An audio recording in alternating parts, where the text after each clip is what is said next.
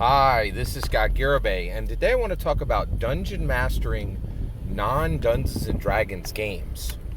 What? yeah, it's an unusual concept. I've been thinking a lot about this, and I've been thinking about dungeon master and game master. And recently, there was kind of a little bit of a disagreement between me and some of my friends. I said, hey, this is what you're doing when you're dungeon mastering. They're like, hey, you just mean game mastering. I'm like, no, I don't mean game mastering. I don't value game mastering. There's no one.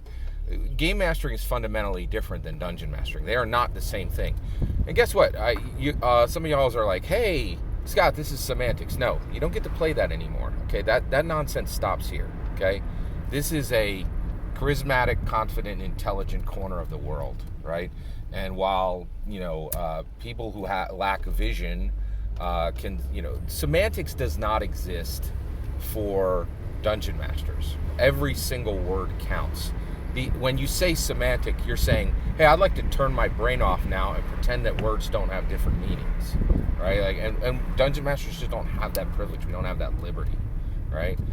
So let's talk. So I am putting down a new my new understanding of dungeon mastering. It is now my opinion that you can dungeon master games that are not Dungeons and Dragons.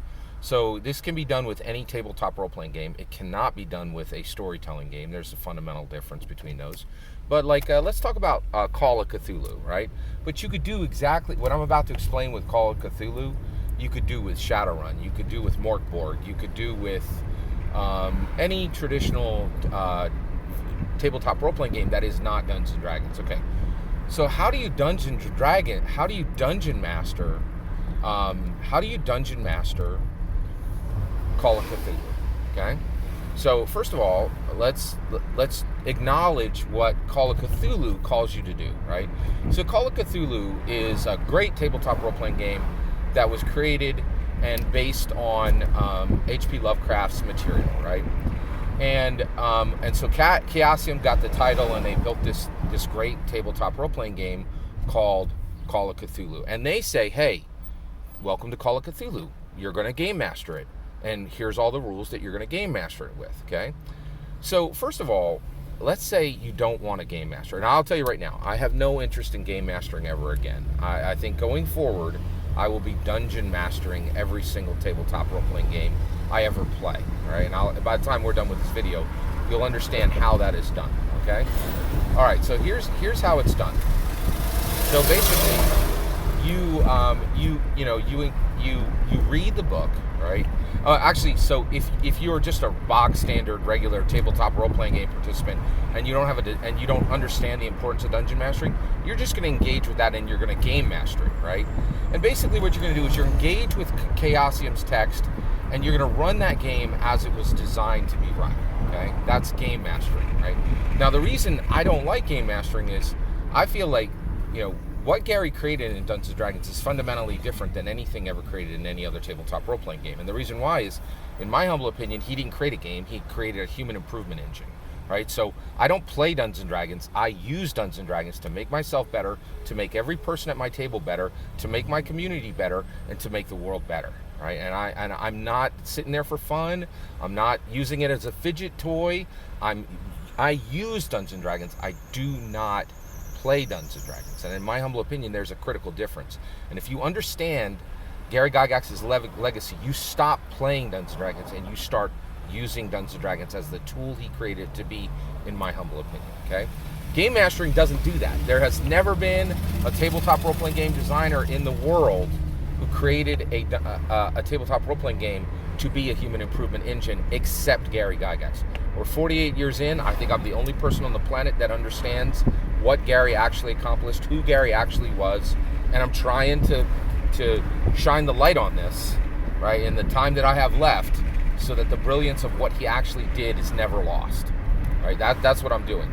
And trust and believe, you can find rivals, maybe enemies, I'll call it rivals for now, in the comments every day saying, no, Scott, Gary was nothing but a Chutes and Ladders game designer.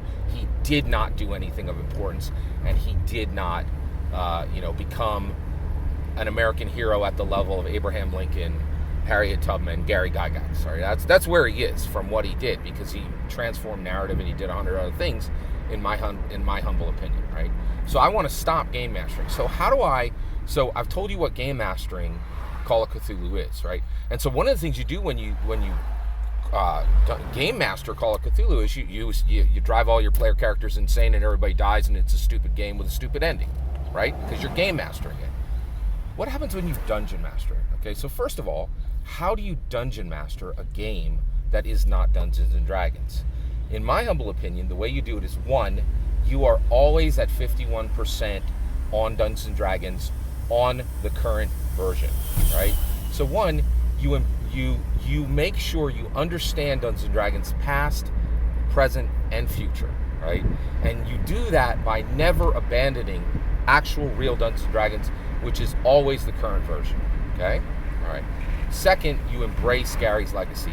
Gary's legacy, in my humble opinion, is the following: combat your deficiencies, interact to a deeper relationship everywhere possible, IRL and in the fantasy world, right? IRL and in the game world, right? IRL and in the play engine world, right? And then last, you explore the state of humanity, your own, everyone around you, and every human who ever existed, and every human who will exist. That is embracing Gary's legacy. Once you do that, you can roll up on Call of Cthulhu and you dungeon master Call of Cthulhu, and you say, guess what? The dark forces of the dark forces of the cosmic try to seize your mind and take you insane, but you overcome it, and you are the light remaining in the world, right? And you have survived, and you overcome, and you defeat Cthulhu. That's dungeon mastering Call of Cthulhu. And once you realize what Dungeons and Dragons is, and you realize Gary's legacy must be embraced and must be carried forward, you can dungeon master every tabletop role-playing game, and you can leave the shriveled, desiccated word of Game Master behind and never use it again. That's my humble opinion. I'd love to hear yours. Let me know in the comments below. Please consider liking and subscribing, and have a wonderful millennium.